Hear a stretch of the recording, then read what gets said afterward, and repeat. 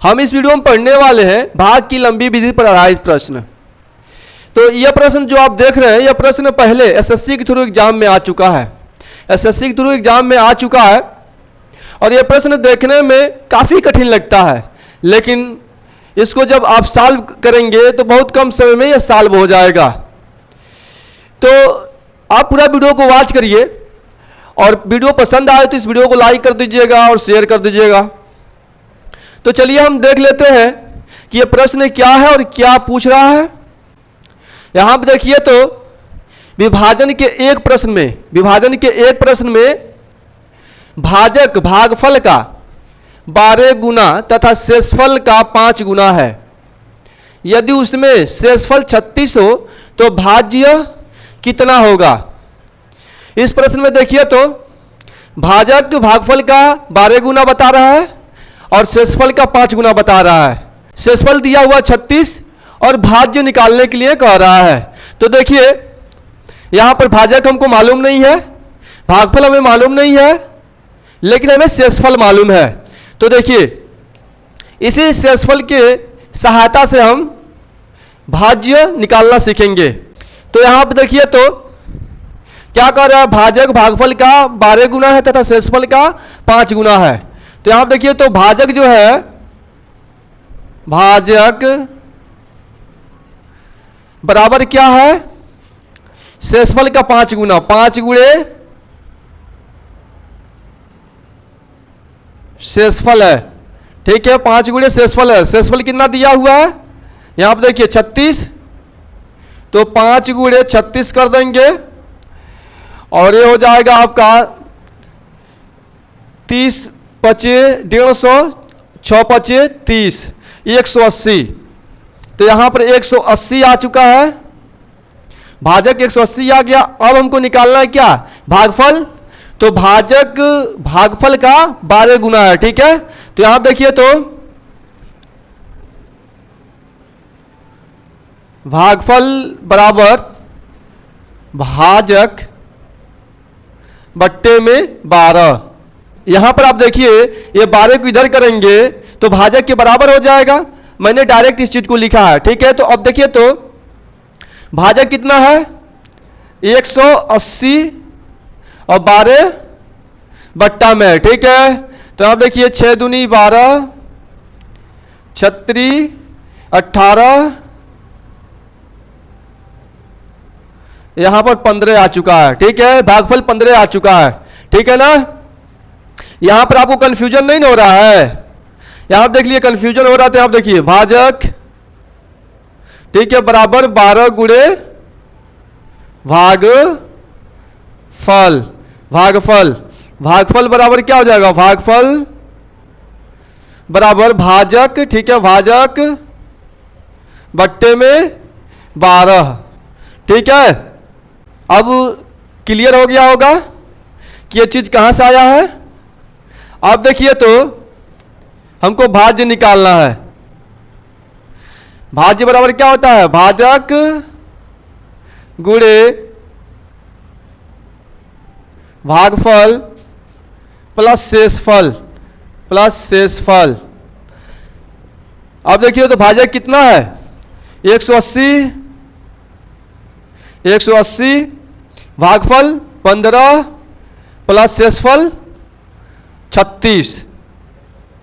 यहां देखिए तो हो जाएगा 15 दूनी 30, 3000, 15 दूनी 30, 300, यहां पर आ जाएगा 2700 और 36, 2700 प्लस 36, 2736 आ जाएगा यहां पर। ठीक है, अब यह मैंने कैसे गुणा कराया है, आप सोचेंगे कि कैसे गुणा कराया गया। देखिए 18, इसको मैंने 20 कर दिया है दिमाग में, तो 15 दूनी 30 हो गया और 20 एक्स्ट्रा इसमें जोड़ा था, तो अब 20 गुणे 15 कर दिया है तो 300 आ गया है। अब 3000 में 300 घटा देंगे तो 2700 आ जाता है और 2700 में 36 जोड़ देंगे तो 36 यहां पर आ जाता है। ठीक है,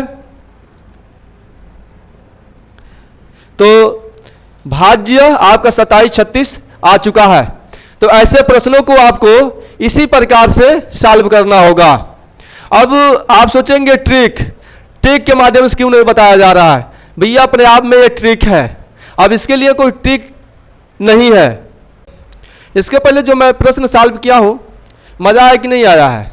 देखिए, मैं प्रश्न को सॉल्व करता हूँ और करते समय मेरा ज़्यादा से ज़्यादा फोकस यह होता है कुछ प्रश्न को इतना उसके बारे में बता दूँ कि अगर आप उस तरह के कोई भी प्रश्न सॉल्व करें तो आपके अंदर किसी प्रकार की कन्फ्यूजन न रह जाए कि ऐसा होता तो सर जी ऐसे बताए थे। समझ में आ रहा है ना?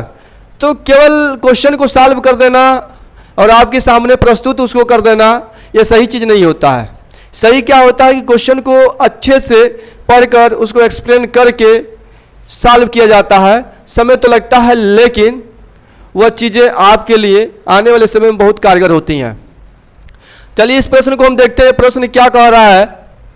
भाग के एक प्रश्न में भाजक भागफल का 5 गुना परंतु शेषफल का 2 गुना है। यदि शेषफल 30 हो तो भाज्य का मान ज्ञात कीजिए। देखिए, जो पहले वाला प्रश्न हम बताए हैं उसी पर आधारित ये भी प्रश्न है। तो यहाँ आप देखिए शेषफल दिया हुआ है, शेषफल 30 दिया हुआ है। आप देखिए तो भाजक जो है शेषफल का 2 गुना है। ठीक है, 2 गुणे, ठीक है, 2 गुणे शेषफल, ठीक है, 2 गुणे शेषफल।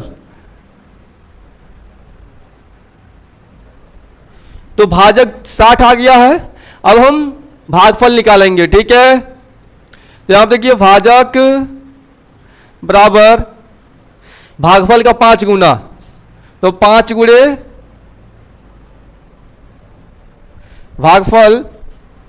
ठीक है, और यहां पर हमको भागफल निकालना है और भाजक निकल चुका है।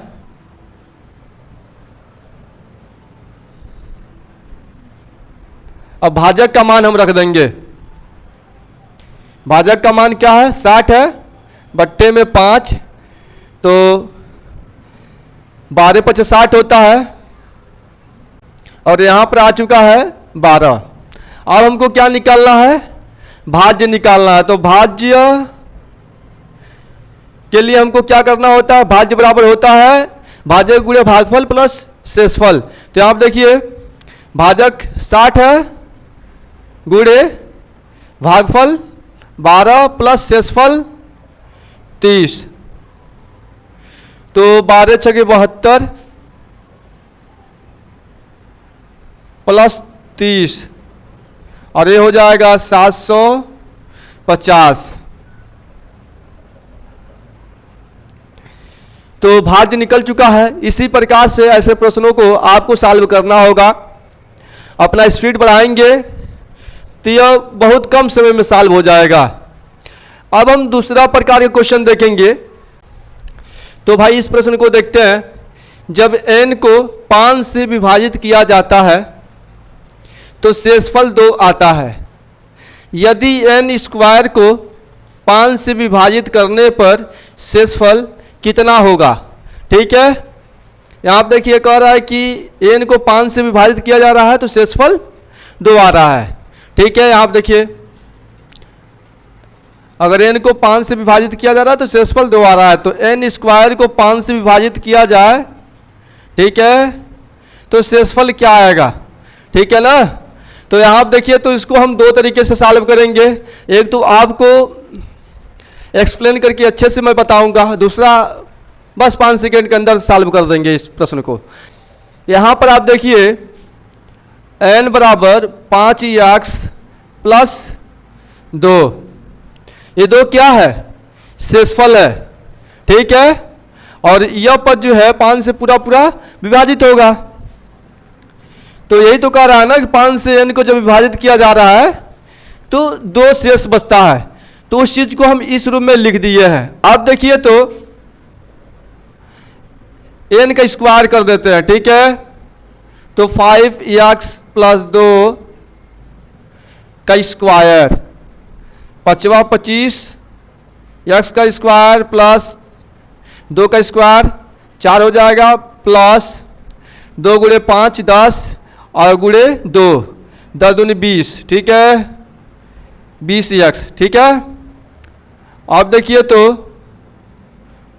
25x square plus 20x plus 4, अगर हम इसको 5 से भाग दे देते हैं, ठीक है, 5 से इसको भाग देते हैं तो यहाँ देखिए इतना जो पार्ट है पूरा पूरा विभाजित हो जाएगा और शेष बच जाएगा 4। तो शेषफल इसमें क्या आ गया?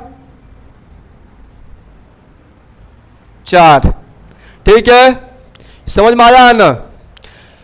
देखिए जब हम किसी परीक्षा के लिए चीज़ों को पढ़ाया जाता है तो स्टेप बाय स्टेप नहीं देखा जाता है, बस उसका आंसर देखा जाता है और हम कितना अच्छे से समझा ले रहे हैं वह देखा जाता है, ठीक है। अब ये मत देखिएगा कि यहाँ पर डायरेक्ट भाग दे दिया गया है, कैसे हो सकता है, ठीक है। तो यहाँ देखिए अब दूसरा हम विधि क्या लगा सकते हैं। देखिए जब 2 आ रहा है, n में 5 से भाग दिया जा रहा है तो 2 आ रहा है, अब इसका n स्क्वायर कर दिया जा रहा है, अर्थात जब n स्क्वायर किया जाएगा तो इसको भी स्क्वायर हम कर दें, ठीक है, इसको भी हम स्क्वायर कर दें तो यहाँ पर आ गया 4, ठीक है ना, यहाँ पर आ गया 4। अब देखिए यहाँ पर जो 4 आया है, अब 4 को आप 5 से भाग देंगे तो शेषफल में 4 ही आएगा, ठीक है, शेषफल में 4 ही आएगा। तो इस प्रकार से इस क्वेश्चन को आप सॉल्व कर सकते हैं। तो ये वाला यूज करिएगा, ठीक है, ये वाला मेथड यूज कीजिएगा, ये आपको समझाने के लिए हम बताए हैं। चलिए इसी पर एक और क्वेश्चन देख लेते हैं। अभी तक इस वीडियो को वॉच कर रहे हैं तो इस वीडियो को लाइक कर दीजिएगा और अपने मित्रों के साथ शेयर कर दीजिएगा। चौथा क्वेश्चन हम लोग देख लेते हैं।